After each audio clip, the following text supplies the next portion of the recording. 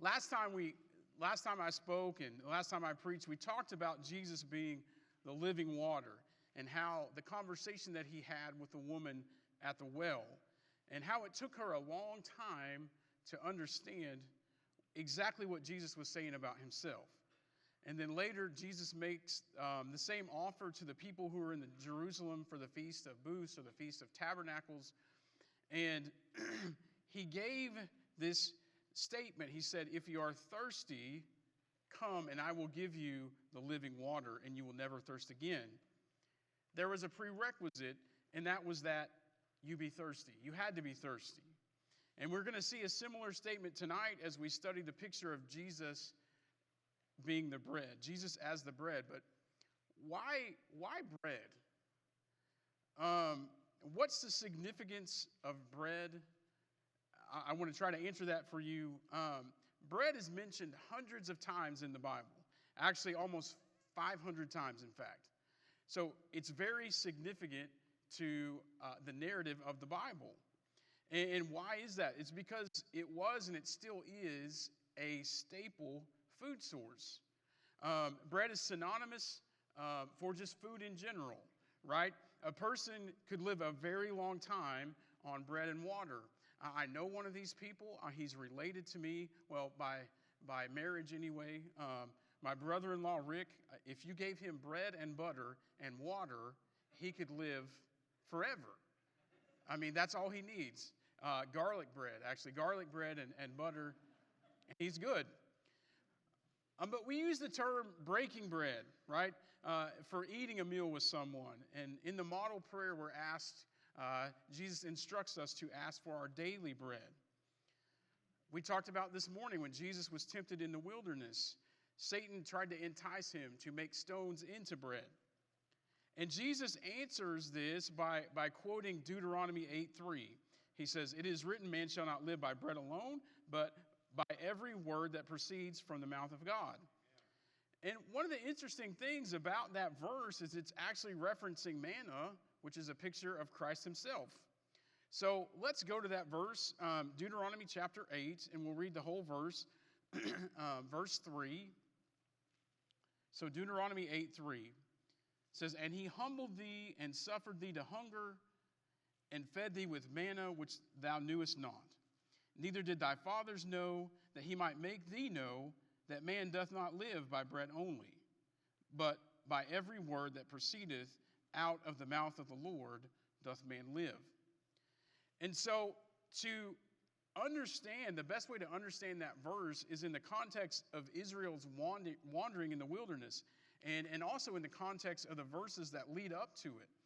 So the first 6 chapters of Deuteronomy are dedicated to recounting all the things that the Lord hath done. Everything that he did for Israel, to remind them who took care of them, to remind them who provided for them. And then after this verse, the remaining parts of chapter 8, God warns them of the possible pitfalls that they're going to have in the future. And the threat that's on the very tip top of that list wasn't war, it wasn't famine, it was prosperity. God knew that Israel could be conditioned to think that they didn't need him, to think that they had done all of this by themselves. They had not. And this is the snare of prosperity. And this is why many Christians in America struggle.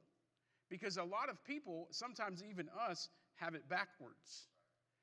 We shouldn't serve God in order to get more stuff or blessings, right? The B word. We should serve him because what he has already given us. And everything we have comes from him, including the bread that is on our table. Why is it? I'm so glad that Sister Glory presented tonight, because why is it that the poorer Christians worship God with so much more zeal and so much more fervency? I had the privilege of being a part of a worship service in one of the poorest parts of the world when I visited Brother Gien a couple of years ago in India. And it's not even close to the same as it is here. The songs are so much sweeter. The listening is so much more intent. Why? Because they rely on God. They're completely reliant on God. They might not know where their next meal is coming from, but they know that God is going to provide it. And so they give him their full attention. And this is exactly what God was trying to accomplish with Israel.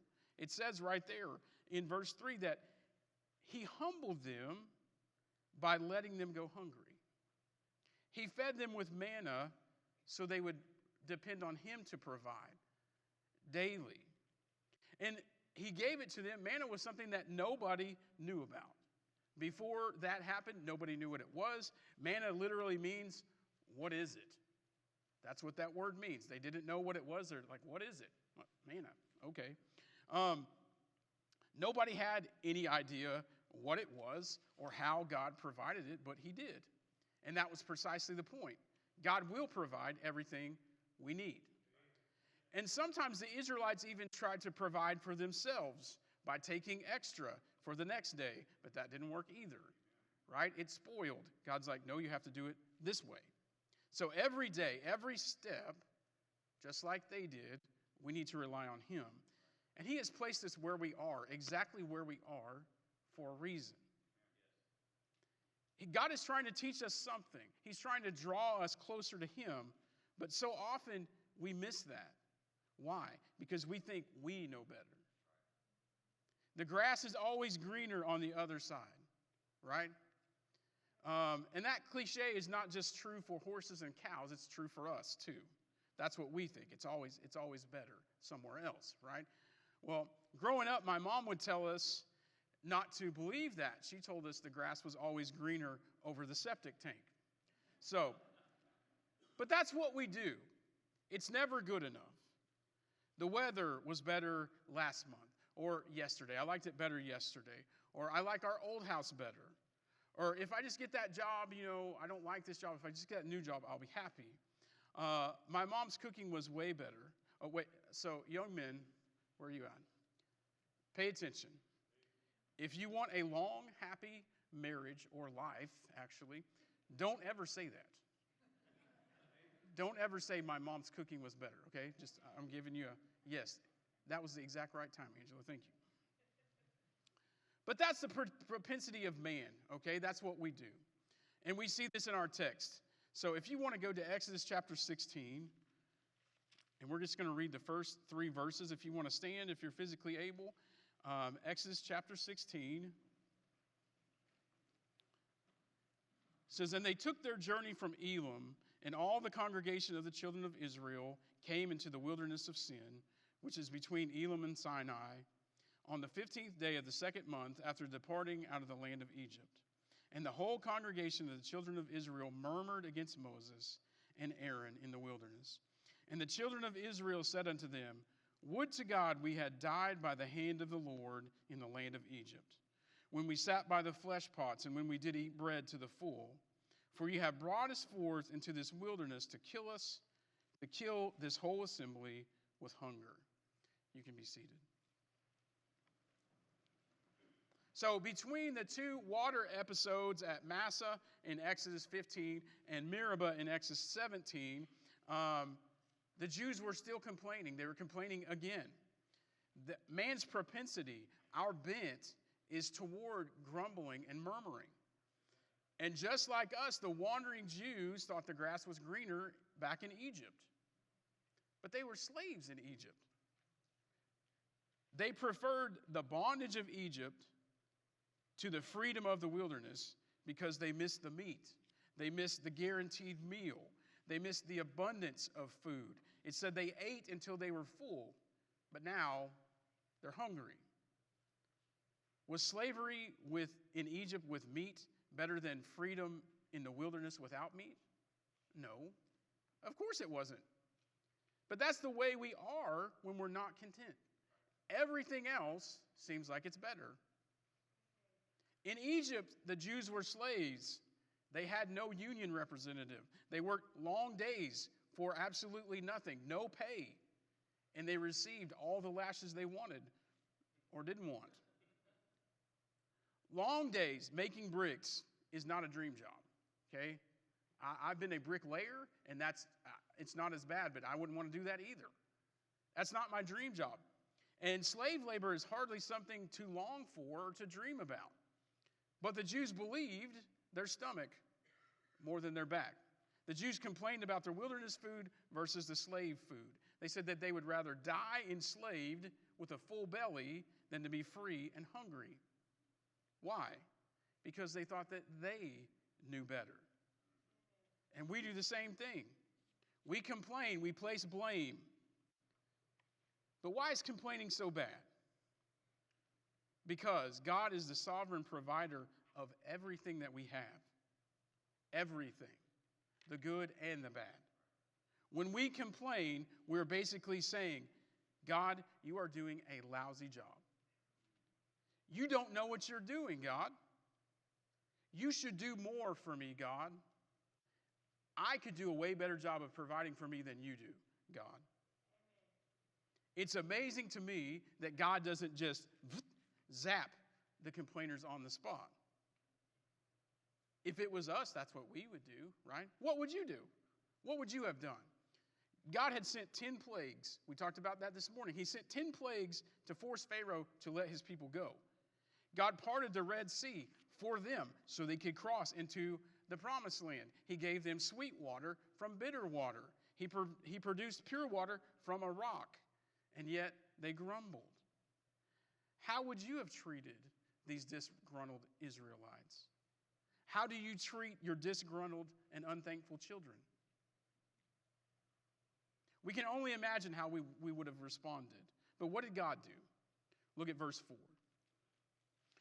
Then said the Lord unto Moses, Behold, I will rain bread from heaven for you, and the people shall go out and gather a certain rate every day, that I may prove them whether they will walk in my law or no.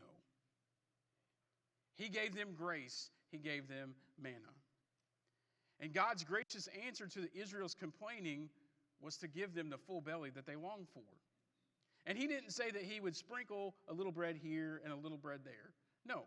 He said that he would rain bread from heaven. It was everywhere. Then he said, it's going to be everywhere, but this is how you have to do it. He gave them instructions on how to gather it to see if they would be obedient. He blessed them when they didn't deserve it. And then the true believers followed his instructions out of faith and out of gratitude. Isn't it weird how that works? We have a need, God provides it. Then we thank him for his provision. We don't come to God to get blessings. And we don't serve or we don't give in order to get something back from God. That's not how it works. The gift has already been given. The blessing has already been graciously bestowed. And we should give back in the exact same way. We serve, we follow, we give out of a heart of gratitude for what we already have. Not so we can get more. Israel complained about everything. The everything that came from God. And yet God gave the Israelites grace and he gave them manna. You and I wouldn't have done that. You and I would have made sure that the Death Star was fully operational and we would have vaporized them. That's what we would have done. But God showed them kindness. You and I would have acted like an angry tyrant. But God acted like a loving, providing father. Why? Because he's patient and he's kind. Now, it's not uncommon for unbelievers and maybe even confused believers to think that God was mean in the Old Testament. The atheist will cite how God's slaughter of the Canaanites who lived in the promised land that God gave to the Jews was just, it was mean. They will complain and say, God shouldn't have killed all those Canaanites just for living in the wrong place at the wrong time. But that's hardly an accurate picture of what was going on in Canaan. God promised Abraham a land, a nation, and a seed, but God waited 400 years before he executed judgment on the pagans, on the Canaanites, and allowed the Jews to move into the promised land, the land flowing with milk and honey. Do you remember what was going on in the land for those 4 centuries? The pagans were acting like, you guessed it, pagans. The worshipers of Moloch. And I don't know if you know anything about Moloch worship, but you should look it up because it's horrible. they would have a minotaur-looking god. It had the head of a bull, and it looked like the body of the man, and it had the feet of a bull, but it would stand there with its arms like this. And it was hollow, and they would build a fire in this thing, in the belly of this idol, and they would get this brass idol so hot that it would turn red. And then they would take their children and put them in his arms. That's what was going on. The worshipers of Moloch were placing their babies onto the scalding hot arms of this idol. Imagine the cruel, painful, torturous baby sacrifices. And yet God was patient for 400 years before he wiped them out. He is hardly volatile. He is never mean. In fact, God is exceedingly long-suffering and amazingly kind. The murmuring Jews whined about God's provision for them, but instead of giving them wrath, God gave them bread. Fast forward 1,500 years. 1,500 years later, God was still providing bread for Israel. In John chapter 6, Jesus had just performed another miracle. He fed 5,000. Well, it's a little more than 5,000, but he had just fed them. John chapter 6. He graciously fed them, 5,000 plus women and children. And they were near the Sea of Galilee. But were the people satisfied with the bread he provided? Sadly, no. Look at John chapter 6, verse 26. Jesus answered them and said, "Verily, verily, I say unto you, you seek me not because you saw the miracles, but because you did eat of the loaves and were filled. Labor not for the meat which perisheth, but for that meat which endureth to everlasting life, which the Son of Man shall give unto you. For him hath God the Father sealed." Then said they unto him, "What shall we do that we might work the works of God?" Jesus answered and said unto them, "This is the work of God, that ye believe on him who he hath sent." Then said therefore unto him, "What sign showest thou then, that we may see and believe thee? What dost thou work? Our fathers did eat manna in the desert, as it is written, he gave them bread from heaven to eat." Jesus knows that they're only following him because he fed them. He understood that they were focused on the material. And he tries to explain to them, but they still don't get it. They ask him, "What works are we supposed to do? How do we do this?" And again, he reminds them that your focus on material things and blessings is wrong. You can't do a work. God has to do the work. All you have to do is believe on his Son. Trust in him. Put your faith in him. Jesus had just provided a free lunch to over 10,000 people. And how did these freeloaders respond? They wanted Jesus to do another miracle. They saw what Jesus did, but now they wanted to see something bigger. They wanted to see a bigger trick. They wanted to see it on a grander scale. Could he feed all of Israel like Moses did? They said, "Listen, Jesus, if you can outdo Moses, then we'll believe in you." That's basically what they were saying. But that's not how it works. The next time an unbeliever tells you that they will believe in God if he would just do a miracle, that's not true. They won't. Because miracles don't convert people. God converts people. And this manna, this bread that God graciously provided for the complaining Jews in the wilderness, was actually a picture of Jesus. And like Jesus, this bread was the bread from heaven. Look at verse 32. Then Jesus said unto them, "Verily, verily, I say unto you, Moses gave you not that bread from heaven, but my Father giveth you the true bread from heaven. For the bread of God is he which cometh down from heaven and giveth life unto the world." Then they said unto him, "Lord, evermore give us this bread." Jesus corrects him. He says, Moses didn't give Israel the bread from heaven. God did. And it was only temporary. The true bread is here, now. It's being offered to you now. It's forever. The picture was just temporary, but the actual was everlasting. But they respond to him again only seeing the physical. They say, give us this bread. They were still following their bellies. They still misunderstood. But look in verse 35. Jesus plainly tells them what it's about. And Jesus said unto them, I am the bread of life. He that cometh to me shall never hunger, and he that believeth on me shall never thirst. But I said unto you that you have also seen me and believe not. All that the Father giveth me shall come to me, and him that cometh to me I will in no wise cast out. For I came down from heaven, not to do mine own will, but the will of him that sent me.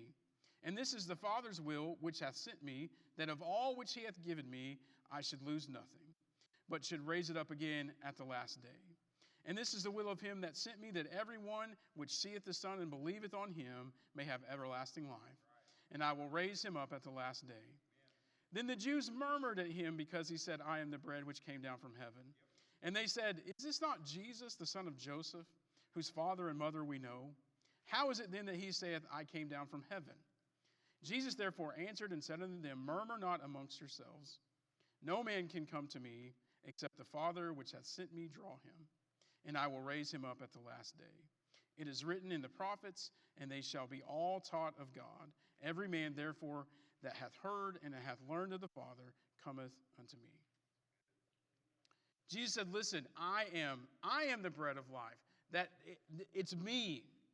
It's not about the bread. They keep thinking it's about bread. They keep thinking it's about food. He says, it's not about the bread. It's not about food. It's not about the physical. I am the bread. Why don't you understand? Because you can't. On your own, you can't understand.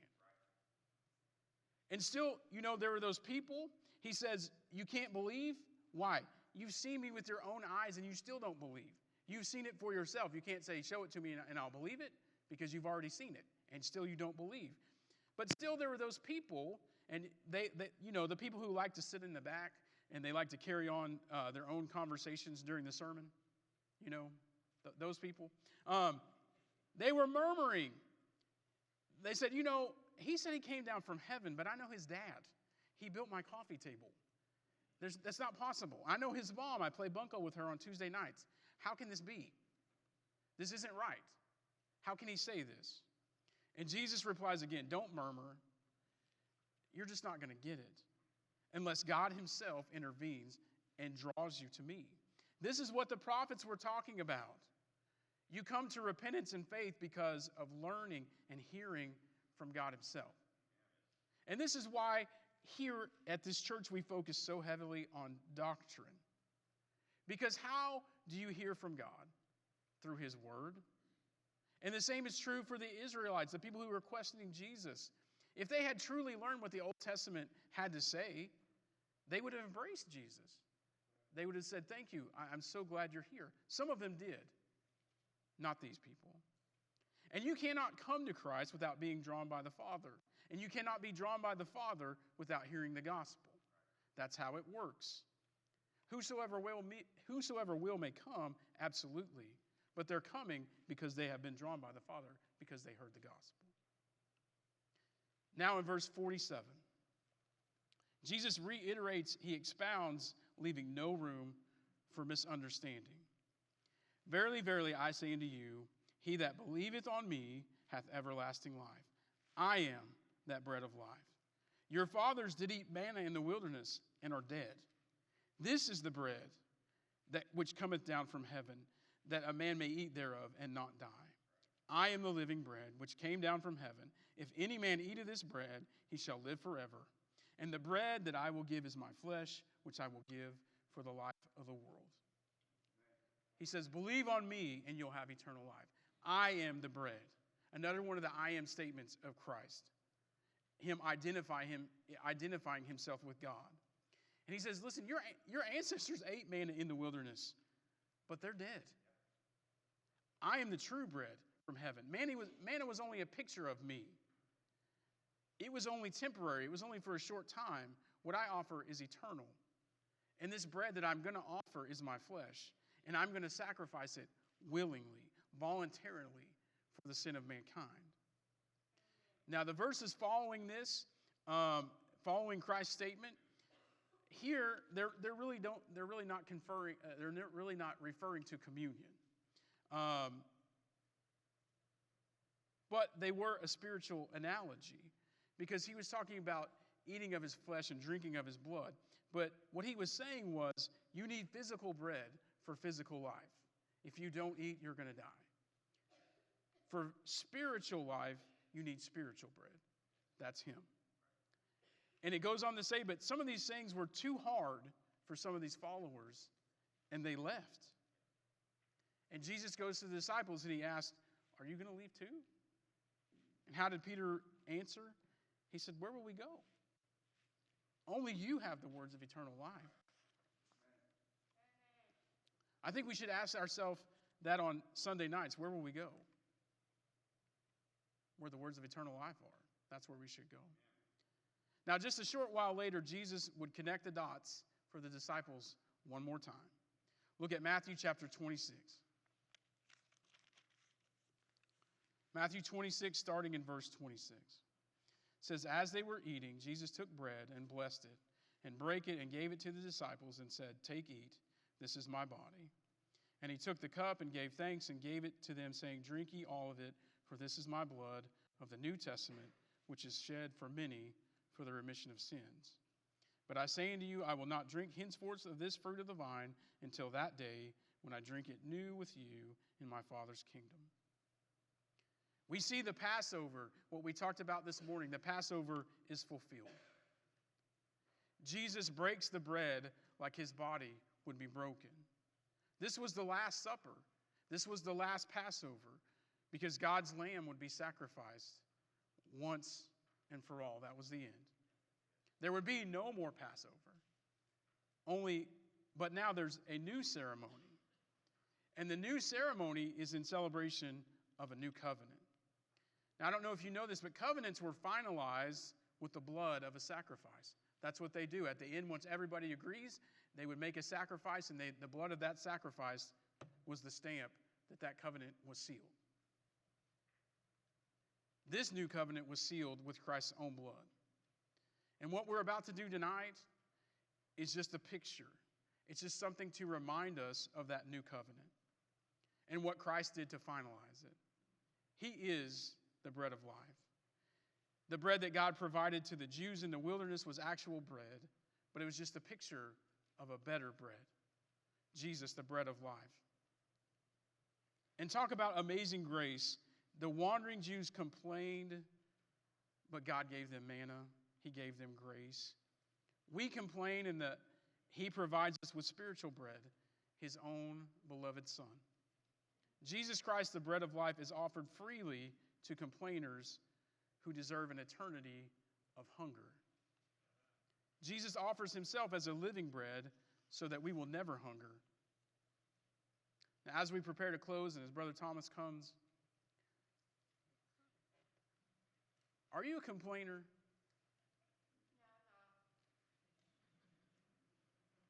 I think we all do it sometimes. I need a new car. I need new clothes. I hate this house. I hate this food. And just like the grumbling Jews in the wilderness, you and I complain constantly. I don't like this, or I don't like that.